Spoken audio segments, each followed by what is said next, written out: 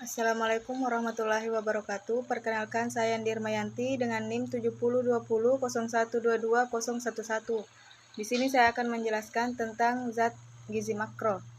Gizi protein. Istilah protein berasal dari bahasa Yunani proteos yang berarti yang utama atau yang didahulukan. Protein adalah bagian dari semua sel hidup dan merupakan bagian terbesar dalam tubuh sesudah air. Fungsi khas protein membangun serta memelihara sel-sel dan jaringan tubuh. Komposisi dan ciri protein adalah asam amino yang mengandung unsur-unsur yang pertama. Berdasarkan struktur susunan molekul, A. Protein fibriller atau skleroprotein. Protein ini berbentuk serabut, tidak larut dalam pelarut-pelarut encer, baik larutan garam, asam basa, ataupun alkohol. Berat molekulnya yang besar belum dapat ditentukan dengan pasti dan sukar dimurnikan. Susunan molekulnya terdiri dari rantai molekul yang panjang sejajar dengan rantai utama, tidak membentuk kristal, dan bila rantai ditarik memanjang dan dapat kembali pada keadaan semula. Yang kedua, protein globular atau sferoprotein. Protein ini berbentuk bola, banyak terdapat pada bahan pangan seperti susu, telur, dan daging. Protein ini larut dalam larutan garam dan asam encer. Juga lebih mudah berubah di bawah pengaruh suhu, konsentrasi garam, pelarut asam, dan basa jika dibandingkan dengan protein fibriller. Protein ini mudah terdenaturasi, yaitu susunan molekulnya berubah yang diikuti dengan perubahan sifat fisik dan fisiologinya, seperti yang dialami oleh enzim dan hormon. Protein konjugasi.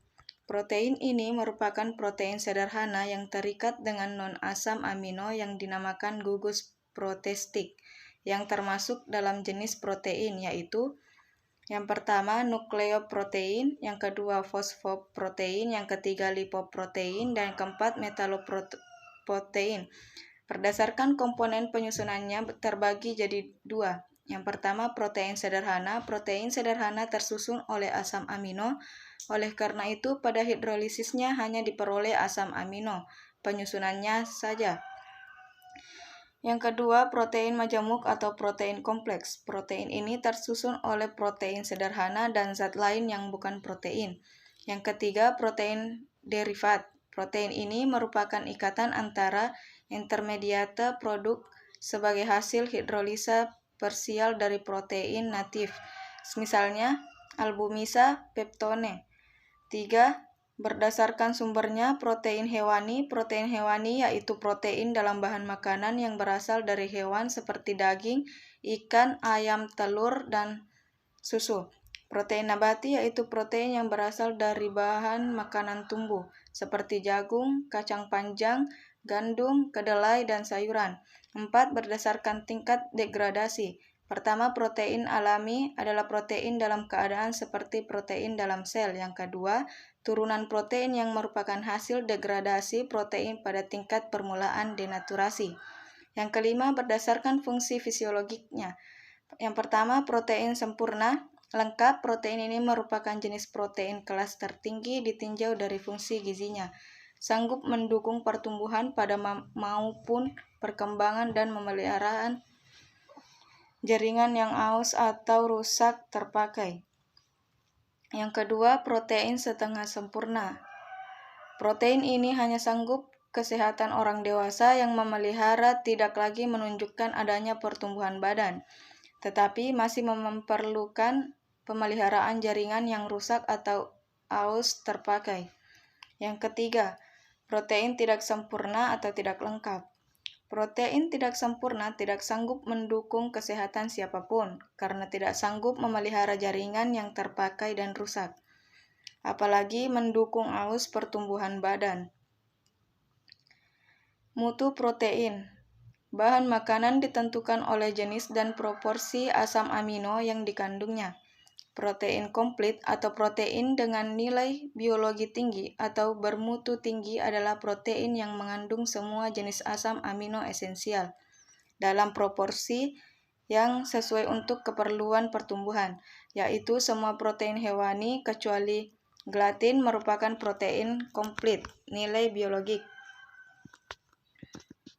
Selanjutnya fungsi protein. Sumber energi, membentuk struktur sel, mengganti asam amino yang hilang, pembentukan jaringan baru, mengganti jaringan yang rusak, sistem pertahanan tubuh, keseimbangan cara tubuh, mengantar asam tubuh, membentuk senyawa esensial.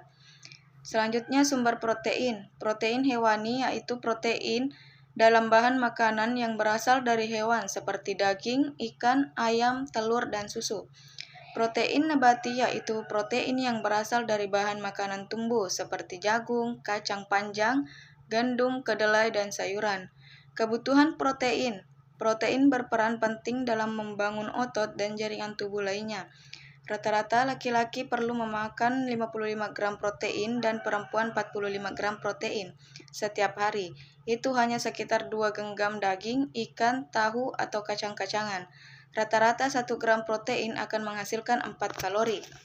Metabolisme protein merupakan proses kimia dan fisik yang mencakup pada perubahan. Anabolisme, protein menjadi asam amino, dan penguraian, katabolisme.